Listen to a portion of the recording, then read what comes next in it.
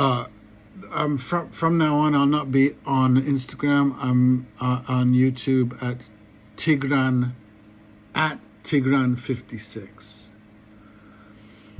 So is the problem spiritual? Wonderful word. The problem, it appears to me after an impromptu study, is that we are all quite complacently agreed that the problems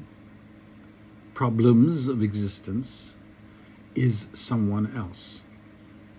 Whether we are the greatest nation on the face of the earth, belong to a superior race, gender, species, religion, personality, all preoccupations that eventually lead nowhere but to war. The problem is not that these behavioral traits exist, that we all succumb to them and their attendant myths one way or another, but that we need to. Why? There is no life without an enemy. There is no good me without an evil you. That my identity is at the expense of yours. That by the time I reach majority and are asked to vote, I'm asked to vote against. Is there a place one can achieve beyond this need of enemy? Is there a life to be led, not in fuzzy love of everyone, sure to fall, but where we simply do not see an enemy? It is the tragedy of the Democratic Party that they did this. I don't remember it.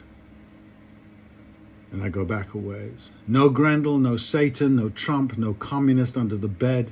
It is not luck and privilege that keeps one above this sodden tribalism, though they make a difference. In my case, it is a lucky and childlike resistance to the tribe's insistence that we are because we are not them. That I am I because I am not you. Eventually. When I was in my early 20s, I worked at a club in London, late 70s, while I was at drama school. I was doing both. I was as feisty and prickly as any young man tends, and I was, as it were, leading two lives at once. A student, though I was more monk, and a young man in a dark room full of blues and booze. The club had lots of sex and air, lots of violence possible, and I knew I was in a sort of crucible, and drama school was a sort of license to explore the other parts, an existential day and night, and I knew I had chosen this.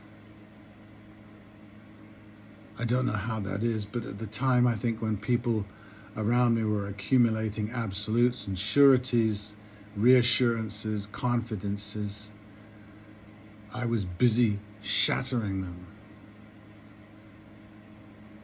Yeah, to be specific, I had led a typical teenage life in isolation. I knew it was worrying to conventional parents, this isolation, this antisocialness, particularly a mum who had made the mistake of marrying when she did. When I went feral, she saw perhaps what she had avoided by making her great mistake, and I was shadowed by this misgiving. I did a lot of constructive things, studied much in the extracurricular in my solitude at 15 that were not seen or acknowledged or cheered or whatever one expects from a parent. If it goes on long enough, you stop expecting it, trust me. Because they were all attached to her great guilt. I did them anyway. On I went into the dark and seemed churlish, which multiplied the problem. In all this blundering, though, I was not succumbing to one thing. I knew there was no one to blame. I was not being short-changed. Resentment had no purchase. I had choices and I chose. Now, I'm speaking about my mum, but my father was oblivious. He didn't care because I think this particular route of digging and questioning and answering is not the male route. The male accepts all these assumptions and ties himself to that ship. So there was no empathy. I did not, and I do not see much inner work being done around me, as if the culture knows that too much introversion will destroy its many and ancient illusions. What is needed are good soldiers, and that is not a metaphor. From this perspective, this vagabond in the crow's nest was particularly sensitive to how much unintuitive work went into making a serviceable Englishman. Lots of parcels, and simultaneous with the development of this, to me, hideous way of life was its religions. And to jump the question, is the problem spiritual? Yes. Is our religion spiritual? No. If it were, in truth, it would have generated a much less militant and materialistic value system. Not because Jesus might have said that guns and stuff were bad, but that guns and stuff were unnecessary to the spirit. I think that's a trait in Christianity that they have said, there's a class of spiritual folk, and you all can go ahead and be base. Instead of trying to fuse the two, they just say, Jesus is this, you're not that, you're this. A victim. What Christians did with, quote, not living by bread alone, was to put cheese on the bread. The transcendent tradition, the Christian reply to cheese, thinks much of itself, claims to be the high road by way of fasting, no cheese, and abstinence, and not a little masochism that is just not human. It's noble, at least, a noble attempt, and harmless if it is genuine, if it doesn't become Templar Knights, wiping out heretics. The philosophy of the religions, that it is good and we, born human, are not, is just doomed to failure and insane. I'm sure some people get somewhere this way and write home about it, but it looks like austerity to me.